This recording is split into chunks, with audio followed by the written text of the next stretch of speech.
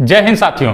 Sudan में एक विद्रोह चल रहा है जिसके तहत पूरे भारतीयों को वहां से निकाला जा रहा है और भारतीयों को ही नहीं, जिस भी देश के वहां पे नागरिक फंसे हुए हैं वहां से उनको निकाला जा रहा है। और क्या यह है पूरा मैटर, आप लोग ये जान रहे होंगे कि सूडान में संघर्ष चल रहा है, लेकिन कुछ लोग ये नहीं जान पा रहे होंगे कि ये संघर्ष दरअसल किस वजह से चल रहा है। तो आज हम लोग इसी बात का डिस्कशन इस सेशन में करने वाले हैं कि जो संघर्ष चल रहा है वो किस वजह से चल रहा है। सारी बातों का डिस्कशन हम लोग करेंगे, साथ ही साथ ये भी जानेंगे कितने भारतीय वहां पे फंसे हुए हैं, कितने को निकाला जा चुका है, कितने की मौत हो चुकी है, कितने भारतीयों की, सारी बातों का हम लोग डिस्कशन इस सेशन में करने वाले हैं। तो अंत तक बने रहिएगा, पूरी क्लास देखिएगा, निश्चित ही सब कुछ आप लोगों को समझ में आ जाएगा, बस सुनते रहिएगा।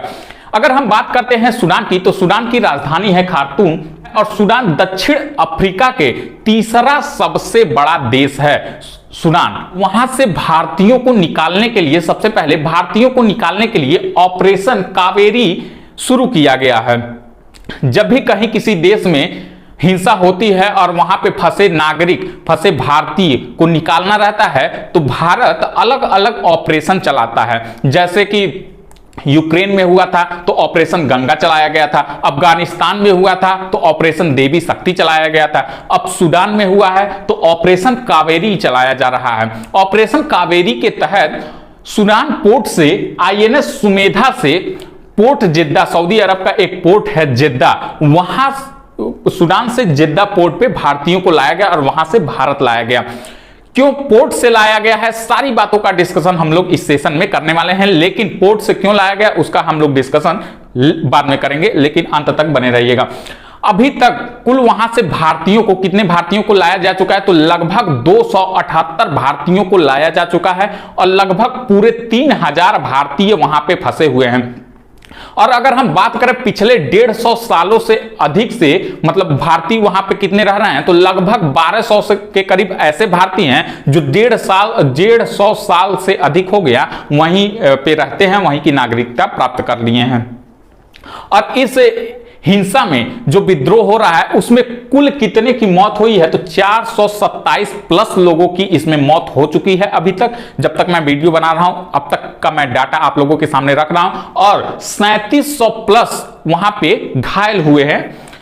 आप लोग जान रहे होंगे कि बम है, बारूद है, गोला है, बंदूक है, हर तरह से वहां पे सीज फायर हो चुका है, वहां पे मतलब कि विद्रोह किया जा रहा है, अलग अलग जगहों पे वहां पे बम गिराए जा रहे हैं। ये क्या है पूरा मामला, आइए समझते हैं। लेकिन उसके पहले हम लोग जान लेते हैं जो अल्बर्ट आगस्टाइन थे।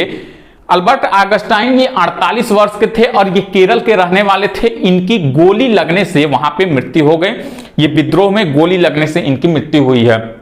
बात ये कहां से होता है, क्यों यह विद्रोह ये होता है, अब ये बात आप लोगों के सामने देखिएगा, रखा जा रहा है। बात करते हैं विद्रोह की, तो वहां पे राष्ट्रपति का शासन हुआ करता था।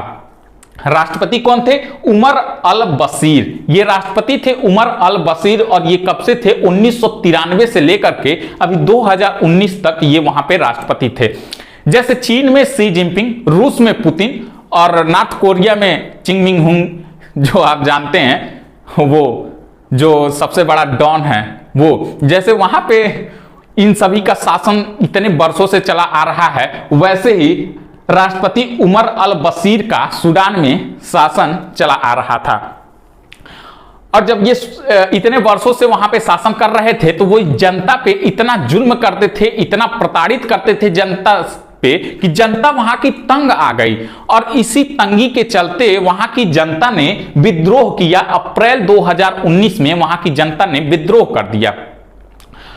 कर दिया कि इतना हम लोग नहीं सहेंगे, क्योंकि ये बहुत उन पे प्रताड़ित कर रहे थे, बहुत इनको कहीं भी कुछ भी मतलब स्वतंत्रता नहीं थी कुछ भी मतलब करने का। इसीलिए इन्होंने, जनता ने विद्रोह कर दिया। तब ये निश्चय किया गया कि 2023 में जब चुनाव है तब तक के लिए अब्दुल्ला हमदोग को 2023 तक के लिए प्रधानमंत्री नियुक्त कर दिया गया।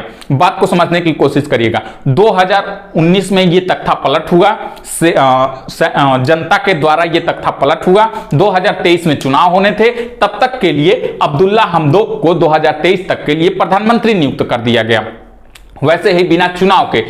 लेकिन क्या हुआ जनता और सेना इससे सहमत नहीं हुई और फिर जाकर के ये कुछ दिनों तक तो चला, लेकिन फिर से जाकर के अक्टूबर 2021 में फिर से इसका तख्ता पलट कर दिया गया और ये खत्म कर दिया गया। वहां का मतलब प्रधानमंत्री अब्दुल्ला हमदोक को हटा दिया गया। अब क्या हुआ, अक्टूबर 2021 के बाद से वहां के आर्मी चीफ जो थे, जैसे पाकिस्तान में सेना भी है, प्रधानमंत्री भी हैं, ये सभी का शासन चलता है, वैसे आर्मी चीफ जो थे अब्देल फतह अल बुरहान, ये आर्मी चीफ थे। ये क्या हुए, अक्टूबर 2021 में ये राष्ट्रपति नियुक्त हो गए और साथ ही साथ वहां के रैपिड सपोर्ट फोर्स RSF, जिसको अर्धसैनिक बल कहा जाता है, जिसकी 2013 में नियुक्ति हुई थी, इसका गठन हुआ था रैपिड सपोर्ट फोर्स का। इसके हेड कौन थे, मोहम्मद हमदम डगलो इसके हेड थे। इनको क्या किया गया, उपराष्ट्रपति बना दिया गया। आर्मी चीफ को राष्ट्रपति और RSF को उपराष्ट्रपति बना दिया गया। अब ये अक्टूबर 2021 से ये राष्ट्रपति और उपराष्ट्रपति के पद पर बने आ रहे थे, मतलब चले आ रहे थे। और देश में वहां पे सूडान में कहीं कुछ भी हो रहा था, जैसे पहले क्या था कि आर्मी वहां पे जाती थी, सब कुछ डील करती थी, सब कुछ देखती थी क्या हुआ है क्या नहीं हुआ है, जो कोई ऑपरेशन चलाना रहता था, जहां पे कहीं पे कुछ भी करना रहता था, तो सारा काम किसका होता था, आर्मी का होता था।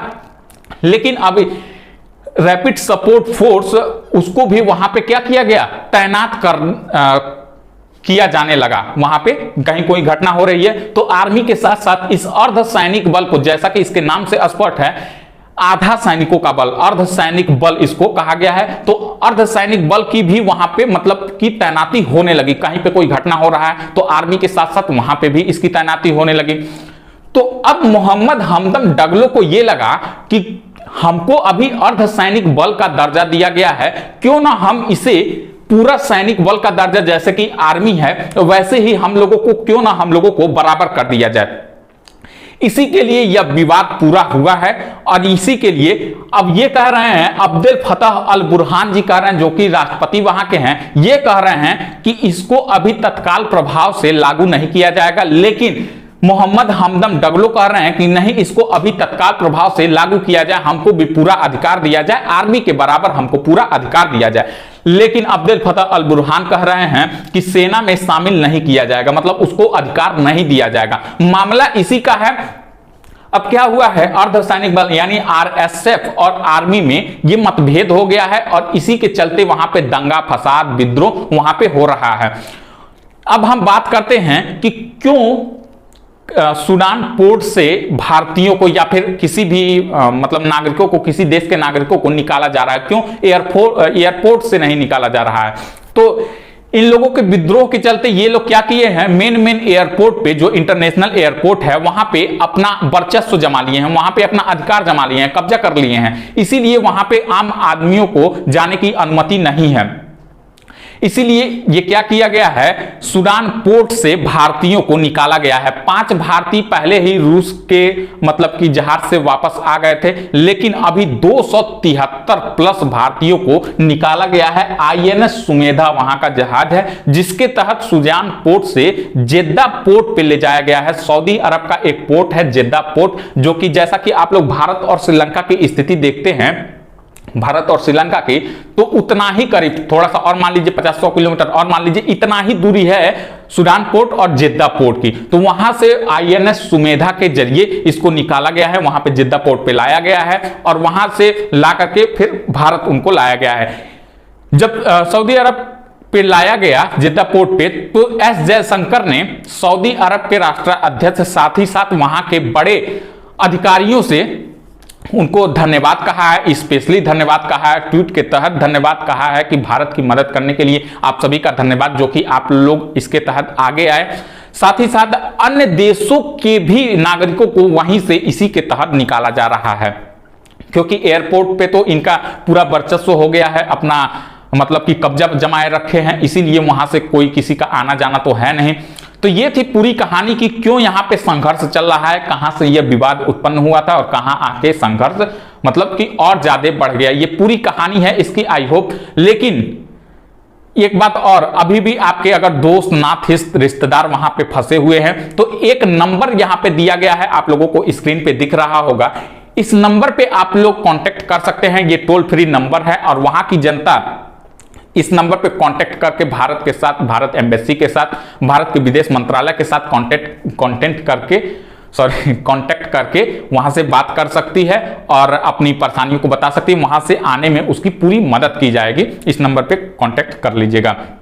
तो आई होप ये पूरा वीडियो आप लोगों को समझ में आया होगा, और अगर आप लोगों को यह वीडियो समझ में आई है, पूरी बातें समझ में आई है, तो वीडियो को लाइक कीजिए, शेयर कीजिए, और जो लोग भी नए चैनल से जुड़े हुए हैं ऐसी तमाम खबरों के साथ हम लोग आते रहेंगे, इसीलिए चैनल को सब्सक्राइब कर लीजिए। और भी इंटरेस्टिंग खबरें आप लोगों के सामने ऐसे ही आती रहेंगी।